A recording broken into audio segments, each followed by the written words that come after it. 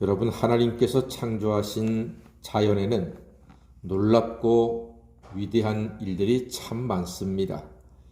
아니, 놀랍고 위대하지 않은 것이 없습니다. 전에는 우리가 자연보호를 말했습니다. 그런데 요즘에는요, 자연에서 배우자 이런 말들을 하고 있습니다. 그게 전적으로 옳습니다. 우리가 자연을 보호한다고요? 사실은 자연이 그동안에 우리를 보호해 왔습니다. 보호받은 건 우리입니다. 그리고 자연에서 배울 것이요, 훨씬 많습니다. 전부 다 배울 겁니다. 이 온 자연 속에는 하나님의 지혜로 가득 차 있습니다. 자연에서 생물들이 살고 존재하고 번식하는 그러한 과정들만 잘 배워도 인생은 실패하지 않을 것입니다. 이 지구는 아름다움이 유지가 될 것입니다. 자연으로부터 배워야 합니다. 사람이 배울 것은 너무나 많습니다. 오늘은 특별히 한번 연어에게서 잠시 배워보고자 합니다. 연어는 놀랍고도 위대한 물고기입니다. 맛만 좋은 게 아닙니다. 정말로 훌륭한 물고기입니다.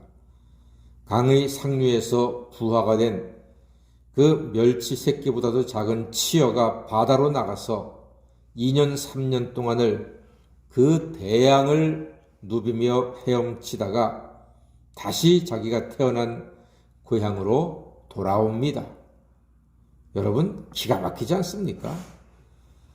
연어한테는 최신 내비게이션도 없지만 하나님의 섭리, 그 하나님의 뜻 가운데 놀라운 일생을 사는 것입니다. 더 큰 다른 강으로 가지 않습니다. 더 아름다운 다른 강으로 가지도 않습니다. 좁아도 거칠어도 자기가 태어난 강으로 반드시 돌아오는 연어의 위대한 삶은 신기합니다. 놀랍습니다. 감탄이 저절로 나옵니다. 여기에 연어 같은 인생이 있습니다. 그의 이름은 야곱. 야곱을 볼 때 연어 같다 하는 생각을 하게 됩니다. 그는 20년 전에 고향을 떠났습니다. 물론 자기 실수로 고향을 떠날 수밖에 없었지요. 에서의 폭력을 피해서, 에서의 복수를 피해서 고향을 떠나야만 했습니다. 떠나는 길에 베델에서 돌베개를 베고 잠을 잤고 사다리에 꿈을 꾸었던 야곱이 고향으로 돌아오고 있습니다. 고향 떠난 나그네 20년 동안 멋진 연어처럼 큰 성공을 거두고 돌아왔습니다.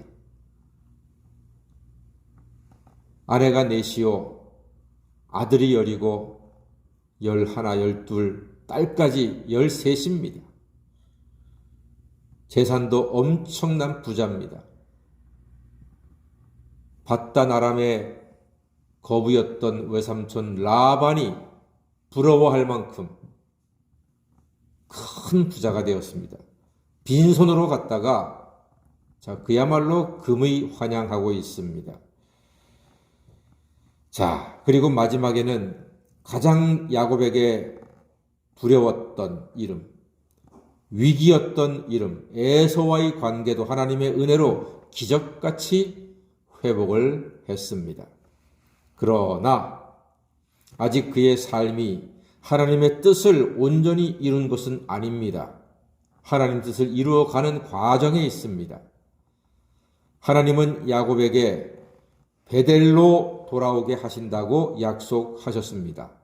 즉 가나안 땅으로 돌아오게 하시겠다 말씀하신 겁니다. 그런데 오늘 형 에서가 야곱한테 뭐라고 제안하는지 아세요? 12절 말씀 보니까요. 에서가 이르되 우리가 떠나자 내가 너와 동행하리라 이렇게 말합니다. 즉 자기가 사는 세일 땅으로 가자는 것입니다. 하나님께서 약속하셨던 가나안 땅으로 가자가 아니라 에서는 장가들고 가문을 이루어서 가나안을 떠나서 세일 땅에 살고 있습니다. 거기로 가자는 거예요. 물론 그곳에 가면은 편할 것입니다. 그 지역의 유력자인 권세 있는 형이 챙겨주고 형의 이름만 되면은 아무도 야곱을 무시하지 못하고 야곱에게 다 잘해줄 것입니다. 하지만 형의 이 호의는 매우 고맙지만 야곱의 목적지는 세일이 아니고 어디라고요? 가나안 땅입니다. 가나안 땅으로 가야 됩니다. 어디로 가야 된다고요? 가나안 땅으로 가야 된다고요. 왜 같은 거 자꾸 묻냐? 우리가 바보냐? 그래서가 아니라 중요하기 때문에. 가나안 땅으로 돌아오게 하는 것은 누구의 약속이었다? 하나님의 약속이었다. 야곱은 하나님의 약속을 기억하고 형 살고 있는 세일로 가자 하는 말에도 마음이 흔들리지 않고 지금 자기의 갈 길을 가고 있습니다. 자기의 갈 길을 가려고 하고 있습니다. 복된 사람은 사람과 세상 권세를 따르지 않고 하나님의 언약과 하나님의 보호를 구하고 따르는 것입니다. 에서가 능력은 있지만 야곱은 하나님의 뜻을 따라서 가나안 땅을 선택합니다. 그런데 야곱이 도중에 놀라운 일을 하나 합니다. 자, 18절, 19절 말씀 한번 읽어볼까요? 야곱이 어떤 일을 합니까? 시작! 야곱이 밧단 아람에서부터 평안히 가나안 땅 세겜 성읍에 이르러 그 성읍 앞에 장막을 치고 그가 장막을 친 밭을 세겜의 아버지 하몰의 아들들의 손에서 베크시타에 샀으며 그랬습니다. 아하, 예. 아직 가나안 땅에 도착은 안 했습니다. 가나안 땅 근처에 왔습니다. 가나안 땅 앞에 세겜 땅에서 장막을 치고 그리고 세겜의 아버지 하몰의 아들들의 손에서 뭐를 샀습니까? 땅을 샀네요. 땅을 샀어요. 예. 야곱이 고향으로 가는 도중에 땅을 샀습니다. 물론 하나님은 베델 땅을 약속하셨습니다. 그리고 그곳으로 가고 있습니다. 갈 것입니다. 반드시 갑니다. 그런데 왜 자기의 목적지 바로 앞에서 땅을 샀을까요? 세를 내도 가능할 텐데 사용료만 내고 잠시 써도 될 텐데 땅을 샀습니다. 이래서 야곱이 대단하다는 것입니다. 예, 여러분, 야곱이요. 잠시 머물 곳에 땅을 산 것은 지금 뭐 한 겁니까? 부동산 투자한 거잖아요. 부동산 투자. 자기는 투자라고 하겠지만 제가 보기에는 이건 투기거든요. 예, 대단합니다. 잠시 머물 곳에 땅을 사버렸습니다. 우리 지나가면서 이런 얘기 하지 않습니까? 아이고, 여기 진작 땅 좀 사둘 걸. 그런 얘기 종종 하지요. 목사인 저도 합니다. 막 개발해가지고서 땅값이 엄청나게 오른다는 이야기 들으면 저도 여기 그 20년 전에 땅 좀 사둘 걸. 이런 얘기 우리 다 합니다. 이 야곱은요, 정말로 똑똑한 사람입니다.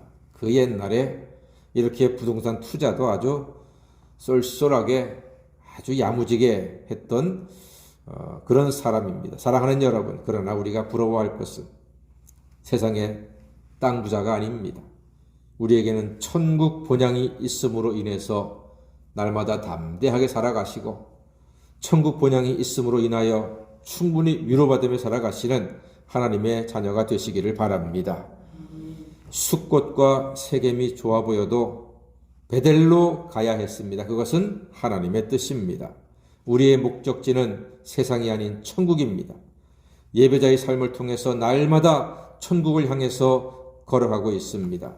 거친 바다를 헤엄치는 연어처럼 험한 세상에서 본향인 천국을 향하여 날마다 믿음으로 달려가시는 하나님의 자녀, 위대한 성도 다 되시기를 주의 이름으로 간절히 축원합니다. 아멘. 기도하겠습니다.